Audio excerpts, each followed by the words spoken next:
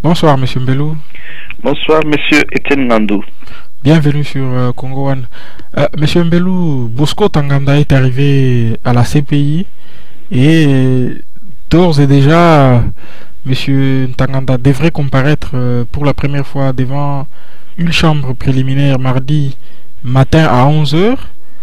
Les juges vérifieront alors son identité et l'informeront des crimes qui lui sont imputés et des droits qui lui reconnaît les statuts des Roms, traité fondateur de la CPI. Monsieur Mbelou, l'épilogue de la cavale de Bosco Ntaganda vous surprend-elle? Ça ne me surprend pas du tout. Cela d'autant plus que Tanganda et les autres nègres des services sont entre les mains de leurs parrains comme des pions. Ils peuvent en faire sauter quand ils en ont envie. Ces pions-là sont interchangeables. Bosco peut aller aujourd'hui, hier c'était Thomas Lubanga, demain ça sera X ou Y, mais ça ne va rien changer au fonctionnement proprement dit du capitalisme du désastre qui utilise tous ces nègres de service-là. Le 13 avril 2012, Human Rights Watch avait publié un texte intitulé Bosco Ntaganda doit être arrêté et transféré à la CPI pour y être jugé. Et à l'époque, Joseph Kabila, répondant à une question sur ces sujets, avait dit: nous n'avons pas besoin d'arrêter Bosco pour les livrer à la CPI et de poursuivre. Nous pouvons l'arrêter nous-mêmes. Nous avons plus d'une centaine de raisons pour le faire et les juger ici. Et si ce n'est pas possible, ailleurs par exemple, à Kinshasa, à la capitale ou encore ailleurs, nous ne manquons pas de raisons. Monsieur Mbelou, qu'est-ce que cela vous inspire-t-il? On a comme l'impression que sur cette affaire Tanganda, euh, la politique du gouvernement de Kinshasa manque totalement de lisibilité. Il n'y a pas de politique à Kinshasa. Kinshasa, comme je vous l'ai toujours dit, fonctionne avec un gouvernement usurpateur. Et je venais de vous dire que Tanganda, comme les autres nègres de service, sont des pions interchangeables et manipulables. Tanganda peut être placé à côté de M. Joseph Kabila, qui est aussi une marionnette de ses parrains. Et ce qu'il tient comme discours, souvent, c'est dicté de l'extérieur, c'est téléguidé, télécommandé de l'extérieur. Il n'a pas l'effectivité du pouvoir. Il lui est impossible, souvent, de faire ce qu'il entend faire lui-même. Souvent, ce n'est pas lui qui parle. On lui fait parler. On lui dit ce qu'il doit dire. C'est pour vous dire que ce monsieur-là et tout son clan n'ont pas l'effectivité du pouvoir à Kinshasa, au Congo. Ils peuvent être placés, classifiés comme les Tanganda, les Museveni, les Kagame. Tous peuvent être classifiés parmi les nègres de service travaillant dans les réseaux d'élite interconnectés au réseau transnational de prédation. Ce sont des choses que nous devons pouvoir avoir en tête régulièrement quand nous essayons de parler de ces messieurs-là. Lambert Bende Omalanga, porte-parole du gouvernement de Kinshasa, a affirmé ceci: le gouvernement congolais s'engage à aider la CPI à enquêter et à arrêter les auteurs des crimes commis au Nord Kivu. Pourtant, M. Mbelou, lui et toute la majorité kabiliste considérait encore il n'y a pas très longtemps Bosco Ntaganda comme un élément clé de stabilité dans le Nord Kivu. Qu'est-ce qui peut expliquer selon vous ces changements de position? Leur changement de position fait partie de ce que j'appelle régulièrement le théâtre, le cinéma auquel ils se livrent à l'est de notre pays. N'oubliez pas que ces messieurs-là font partie de l'alliance sous la majorité présidentielle, et le CNDP de Bosco Ntaganda, avant qu'il ne se transmue en M23, faisait partie de l'alliance pour la majorité présidentielle. Donc, les criminels sur lesquels on est en train de mettre la main aujourd'hui ont travaillé en connivence avec ceux qui sont dans les institutions étatiques à Kinshasa. Donc, ce sont les oiseaux du même plumage. Monsieur Mende peut dire ce qu'il veut, mais n'oubliez pas que la Cour pénale internationale est une cour des vainqueurs et elle est gérée, elle a été instituée par le Conseil de sécurité de l'ONU, dont les membres dominants font partie des parrains de la guerre de basse intensité qui sévit chez nous. Et je peux vous renvoyer à un livre très intéressant que je cite souvent, c'est le livre de Florence Hartmann, Paix et Châtiment, les guerres secrètes de la politique et de la justice internationale. Et la guerre de basse intensité imposée à notre pays fait partie des guerres secrètes de la politique et de la justice internationale. Nous n'avons pas à attendre grand-chose des révélations de Bosco Ntaganda à la Cour pénale internationale de l'ONU. N'oubliez pas qu'avant Bosco Ntaganda, il y en a eu d'autres qui avaient à peu près les mêmes révélations pour avoir travaillé ensemble avec certains membres du gouvernement usurpateur de Kinshasa. Jusqu'à ce jour, on n'a rien appris de ces messieurs-là.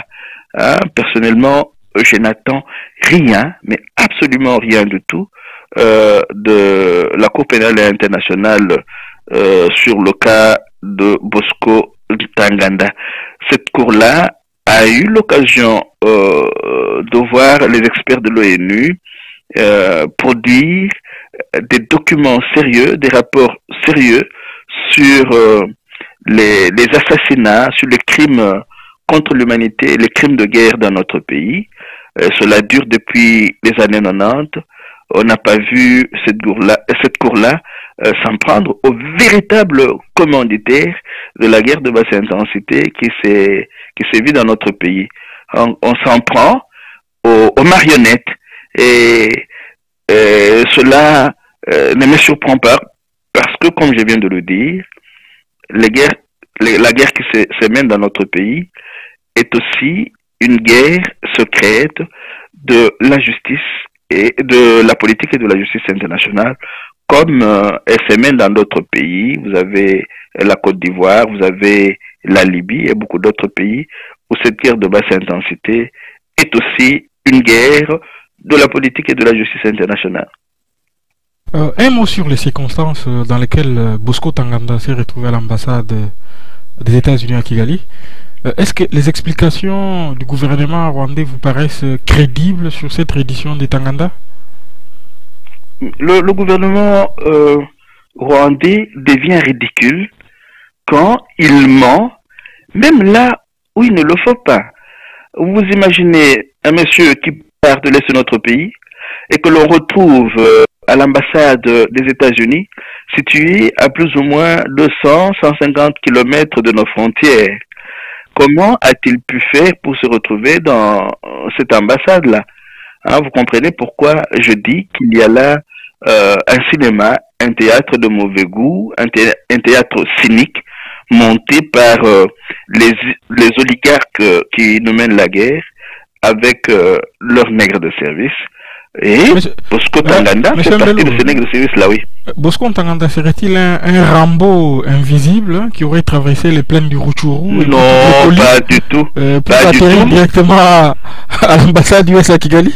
Pas du tout. Il a dû être aidé par ses amis qui sont à Kigali, dans l'armée et puis dans les institutions gouvernementales de Kigali. Il a dû être aidé.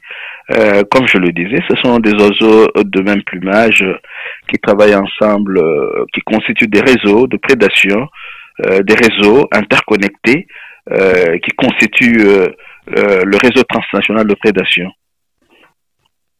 Madame Louise Mushikiwabo, ministre rwandaise des Affaires étrangères, a énormément communiqué sur cette affaire, sur les réseaux sociaux, notamment sur Twitter, allant jusqu'à brocarder le gouvernement congolais en traitant Lambert Mende des menteurs Pinocchio. Qu'est-ce que cela vous inspire-t-il? Ces gens-là se connaissent très bien. Ils ont travaillé ensemble. Hein. N'oubliez pas que M. Lambert Mende fut membre du RCD, le RCD qui est une créature du Rwanda. Ces gens-là se connaissent, ils savent comment ils recourent ensemble au mensonge pour pouvoir voiler la vérité sur cette guerre de basse intensité qui sévit dans notre pays. Louise Mushikiwabo ment, même quand il ne le faut pas. C'est un peu triste, mais malheureusement, ce sont ces gens-là que l'on croit jouir d'une certaine respectabilité au sein de je ne sais quelle communauté dite internationale, mais au vu au sud de tout le monde, s'est rendu compte qu'elle était en train de mentir pendant que Bosco Ntaganda était déjà à Kigali. Dans cette affaire, une fois de plus, les États-Unis ont joué un rôle de premier plan. Est-il important de comprendre quel rôle les USA jouent dans cette affaire aux côtés du Rwanda? Or, certains compatriotes estiment que ce qui importe, c'est la comparution des Ntaganda à la CPI. Le reste n'est pas important. Qu'est-ce que vous en pensez? J'en pense plusieurs choses et c'est un peu étonnant ce genre de réflexion.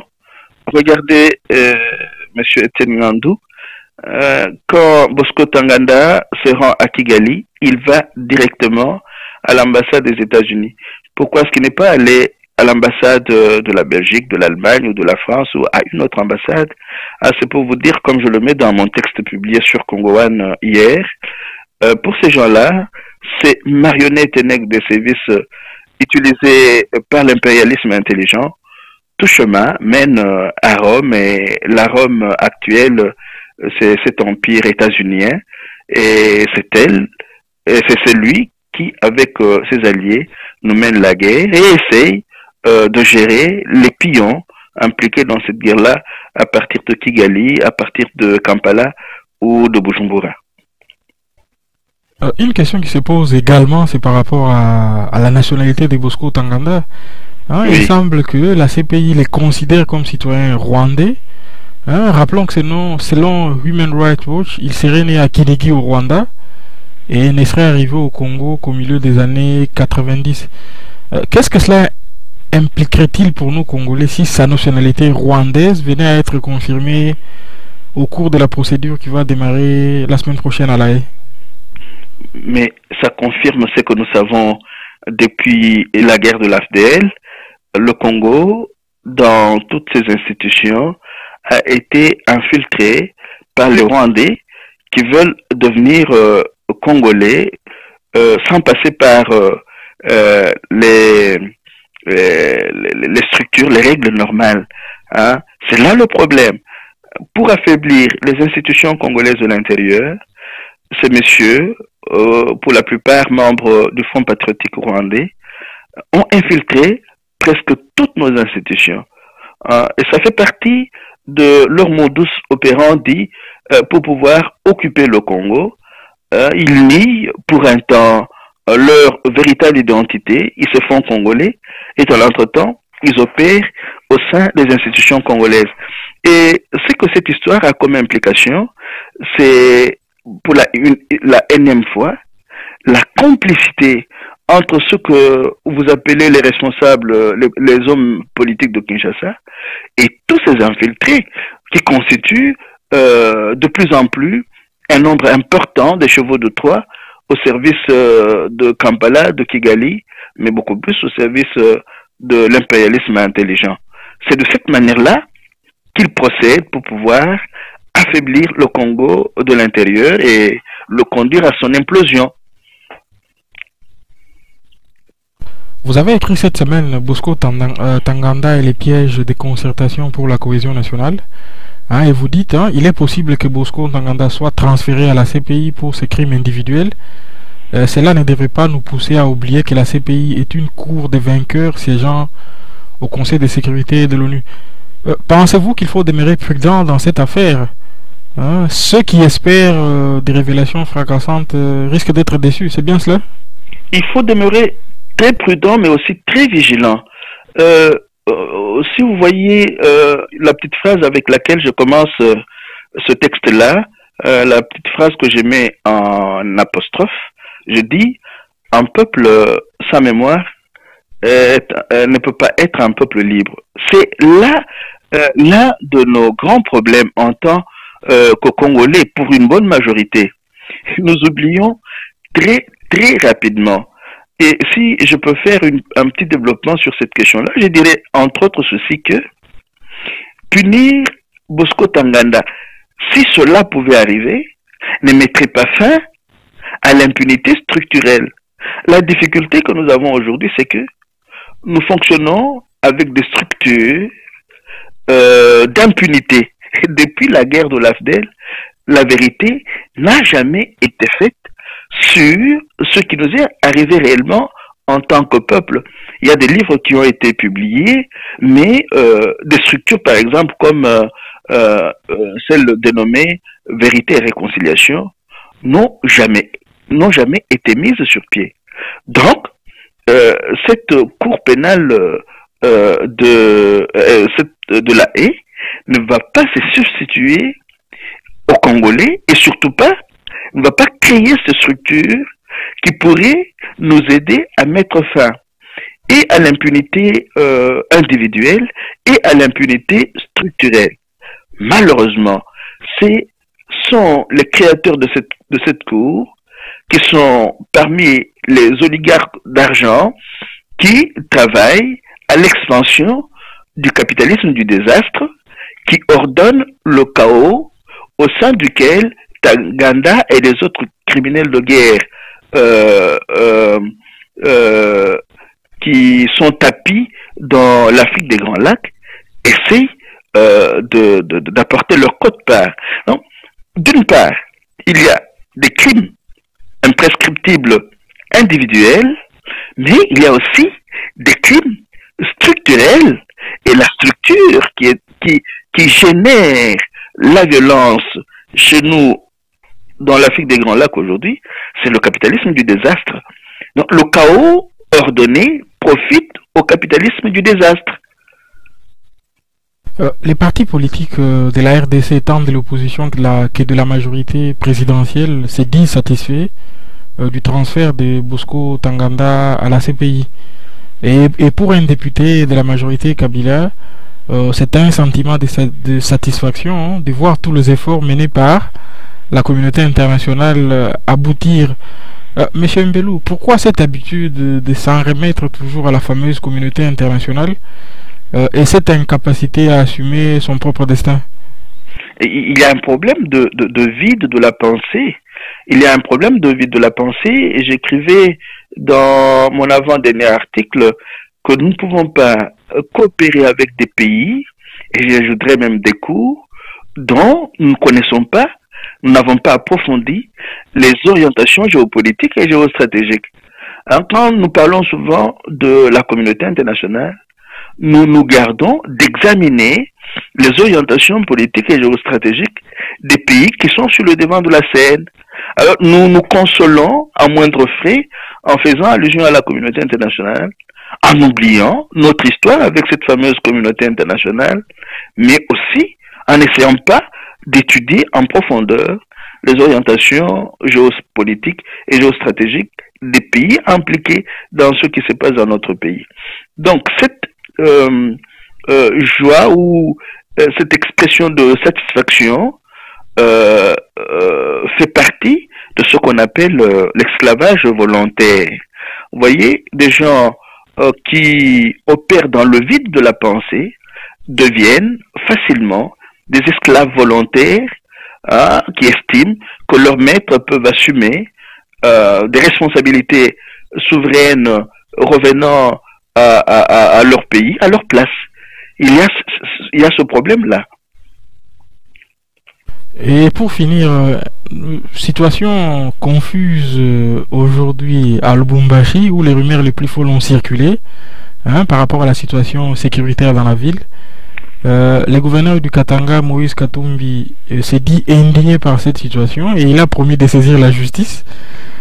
Qu'est-ce que cela vous inspire-t-il avant la version officielle des faits que Lambert Mende est certainement en train de préparer? Nous aurons encore une fois une version catastrophique des faits. Euh, ce que cela m'inspire, c'est que nous n'avons pas de pays. Et ce qui nous reste n'est pas gouverné selon les règles de l'art. Hein, n'importe qui peut aujourd'hui se lever chez nous, créer une milice, s'en prendre à qui il veut. Cela se passe à l'est, dans le nord et le sud Kivu. C'est en train de se passer maintenant au sud-est, dans le Katanga. À Kinshasa, vous avez les Kuluna qui font la loi dans la rue chaque jour. Dernièrement, j'apprenais qu'à Kananga, les femmes et les filles sont aussi violées. Nous vivons dans un pays sans principe juridique, sans règles. Et bon, j'exagérerais en disant, nous n'avons plus de pays, le Congo n'existe plus. Hein? Nous avons un semblant de pays sur la carte, mais un pays fonctionnant avec des règles républicaines a disparu il y a très longtemps. Très bien. Pour finir, un mot sur cette énième tentative d'assassinat sur la personne de Joseph Kabila déjouée par les services de police. Hein? En effet, le ministre de l'Intérieur, Richard Mouej, a présenté ce vendredi 22 mars à Kinshasa 2 personnes accusées d'avoir comploté pour tuer Joseph Kabila. L'une d'elles est un Belge d'origine congolaise dénommé Kankou Mukandi Jean-Pierre. Monsieur Mbelou, pourquoi les pouvoirs de Kinshasa éprouvent ces besoins permanents de déjouer ces complots contre Joseph Kabila? Le pouvoir usurpateur de Kinshasa ne déjoue pas les complots. Souvent, il en invente pour distraire. Ah, vous voyez, maintenant, nous avons des questions sérieuses. Le pays ne fonctionne pas du tout. Les règles républicaines de fonctionnement normal d'un pays ne sont pas appliquées chez nous. Alors, on s'amuse à créer des distractions. Comme ça, notre attention va être attirée par ce faux coup d'État-là, et nous allons la détourner des questions essentielles, des problèmes essentiels. Hein, si vous comptabilisez aujourd'hui au Congo le nombre de compatriotes arrêtés et non jugés pour des tentatives de coup d'État, vous pouvez arriver à 1000, 1500, 2000, voire même plus. C'est un pays qu'on est en train de transformer en cachot, en prison. Hein, et puis, quand on essaie d'étudier la chose de plus près, est-ce qu'on peut opérer un coup d'État avec 3 Kalachnikov? Et puis, il semble aussi, c'est une information qui doit être vérifiée, que le docteur Kankou est beau-fils au conseiller en matière de sécurité de Joseph Kabila.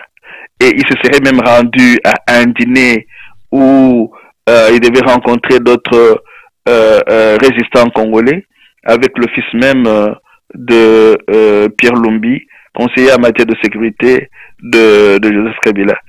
Donc, ça serait, au dire de certains compatriotes, un montage interne à la famille Pierre Lumbi et au clan Kabila. Un montage pour pouvoir salir d'autres compatriotes. Et j'ai même entendu parler dans cette histoire-là du député Laurent Louis.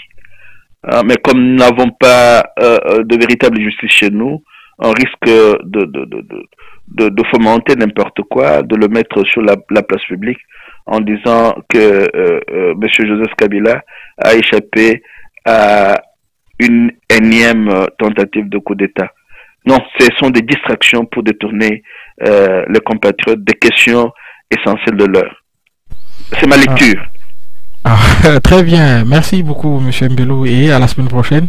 Merci bien, M. Tengandou, et à la semaine prochaine.